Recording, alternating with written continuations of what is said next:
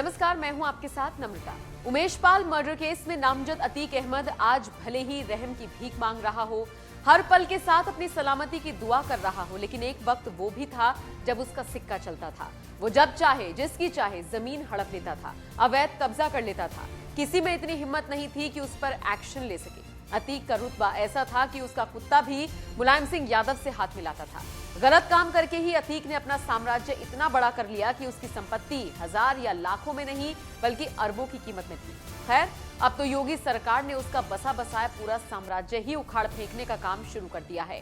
क्या आप जानते हैं, अतीक का ऐसा दबदबा था कि एक बार उसने सोनिया गांधी के रिश्तेदार तक की प्रॉपर्टी हड़प ली थी। मामला इतना बढ़ गया था कि पीएमओ को इसमें दखलंदाजी करनी पड़ गई। तब कहीं जाकर अतीक पीछे हटा था। दरअसल अतीक के बारे में एक बात बहुत पुख्ता तौर पर कही जाती है, और वो ये कि जिस भी जमीन पर उसकी टेढ़ी नजर पड़ जाती थी वो उसे हड़प लेता था। तालमेल बिठाकर यहां वहां से जुगाड़ कर वो जमीन अपने नाम करवा लेता था। ऐसे में एक बार उसकी नजर सोनिया गांधी के रिश्तेदार की जमीन पर पड़ गई। ये घटनाक्रम साल 2007 में हुए यूपी विधानसभा चुनावों से पहले का है। सोनिया गांधी के ससुर फिरोज गांधी के बहनोई के भतीजे की पत्नी की प्रयागराज में संपत्ति थी। उस वक्त यूपी में मुलायम सिंह यादव की सरकार थी और अतीक समाजवादी पार्टी से ही सांसद था। बस फिर क्या, उसे अच्छे से पता था कि उसका कोई कुछ नहीं बिगाड़ पाएगा। अतीक की सोच के मुताबिक मुलायम सरकार ने सोनिया गांधी के रिश्तेदार की कोई मदद नहीं की। फिर रिश्तेदार ने सोनिया से मदद मांगी। सोनिया के कहने पर तत्कालीन पीएम मनमोहन सिंह ने यूपी सरकार के अधिकारियों को जमकर फटकारा। मनमोहन सिंह ने निर्देश दिए कि जल्द से जल्द इस मामले का निपटारा हो जाना चाहिए। ये बात धीरे धीरे अतीक तक पहुंच गई।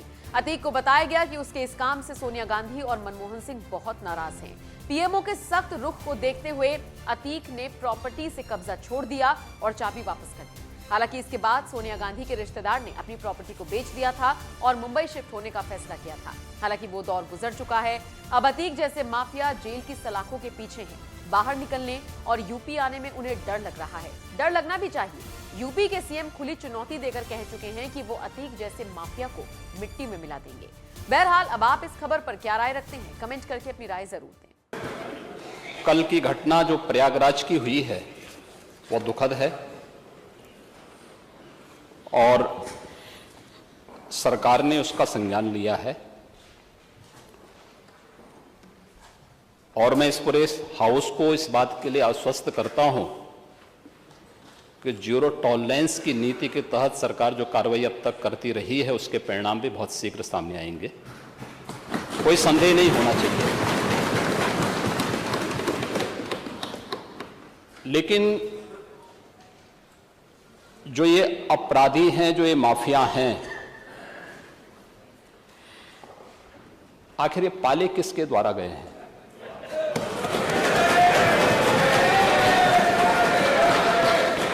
बात जवाब आ जाए। ये जब अभी आपका नाम तो नहीं है कि आपने के खिलाफ जवाब आ जाए। जिस माफिया के खिलाफ जो भी हो, किसी का नाम तो नहीं है ना, किसी का नाम तो सच नहीं कि समाजवादी पार्टी ने उन्हें सांसद बनाया था। ये सच नहीं है। आप अपराधियों को पालेंगे। प्रदेश पार्टी जिस किसी भी पार्टी का रहा हो, क्या बताइए, क्या अपराधी नहीं था? किस पार्टी का था? किस पार्टी का था? आप सारे अपराधियों को पालेंगे, उनको माल्यार्पण करेंगे और उसके बाद तमाशा बनाते हैं आप लोग। एक तरफ अपराधियों को प्रश्रय देंगे, उन्हें गले का हार बनाएंगे और दूसरी तरफ फिर दोषारोपण भी करेंगे। मैं उन्हीं पे आ रहा हूं, उन्हीं बातों पे चर्चा करने के लिए आ रहा हूं। हमारी पार्टी में आप बताइए किस पार्टी का सदस्य है? क्योंकि बहुजन समाज पार्टी से आपकी दोस्ती है, इसलिए बहुजन समाज पार्टी का नाम नहीं ले रहे आप। हम भी उन्हीं बातों पे कह रहे हैं। क्या ये सच नहीं कि जिस अतीक अहमद के खिलाफ पीड़ित परिवारों ने मुकदमा दर्ज कराया, उसके परिवार के खिलाफ, वह समाजवादी पार्टी के द्वारा पोषित माफिया है और उसकी कमर को तोड़ने का काम हमारी सरकार ने किया है। और फिर मैं कह रहा हूं, इसे हम कह रहा हूं, इस माफिया को मिट्टी में मिला देंगे। सरकार किसकी है? सरकार किसकी है? गफलत में हो, ये माफिया हैं, इनको मिट्टी में मिलाने का काम करेंगे। अपराधी आप क्या हैं? अपराधी आप क्या हैं? ये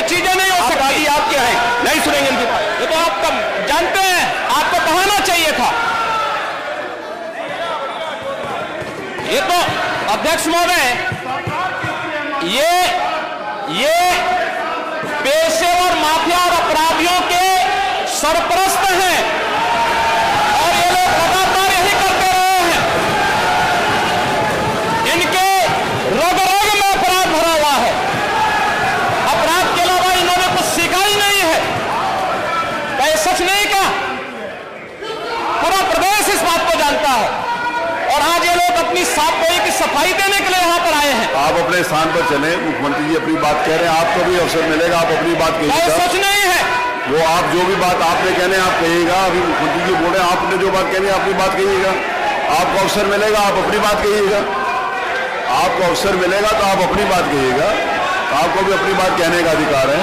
आप अपनी बात कहिएगा जब आपको अवसर मिलेगा। अभी सुनिए, अगर आपको लगता है कि कोई बात गलत है तो आप अपनी बात कहिएगा। आपको अपनी बात कहने का अधिकार है। ने कल यह कृत्य किया है वह माफिया उत्तर प्रदेश के बाहर है और वह माफिया समाजवादी पार्टी के सहयोग से ही बार बार एमएलए और एमपी बना है। क्या सच नहीं कि 1996 में इलाहाबाद वेस्ट से वह माफिया समाजवादी पार्टी की सरकार के सहयोग से, इन पार्टी के सहयोग से एमएलए बना था। और यही नहीं, 2004 में भी वह माफिया 2004 में भी वह माफिया इन्हीं लोगों के सहयोग से एमपी बना था। और फिर 2009 में उस माफिया को सांसद बनाने का भी कुख्यात कार्य इन्होंने ही किया था। ये लोग चोरी और सीना चोरी करने का काम कर रहे हैं। और मैं फिर इस बात को कह रहा हूं कि माफिया कोई भी हो, सरकार की जीरो टॉलरेंस की नीति है और उन माफियाओं के खिलाफ मिट्टी में मिलाने का काम उनका हमारी सरकार करेगी। पूरी मजबूती के साथ उनसे निपटने का कार्य करेगी। लेकिन चोरी और सीना चोरी दोनों नहीं चल सकता है। अब बात सुनिए, जो बात कह रहे हैं, अगर आप जो बात कही जा रही है उसको सुनिए। 12वें ओवर में सीएम का शॉट सीधे कप्तान आलोक रंजन के हाथ में चिपक गया। ये क्रिकेट खेल रहे हैं, पहली बॉल में कैच आउट हो रहे हैं, लेकिन वहां से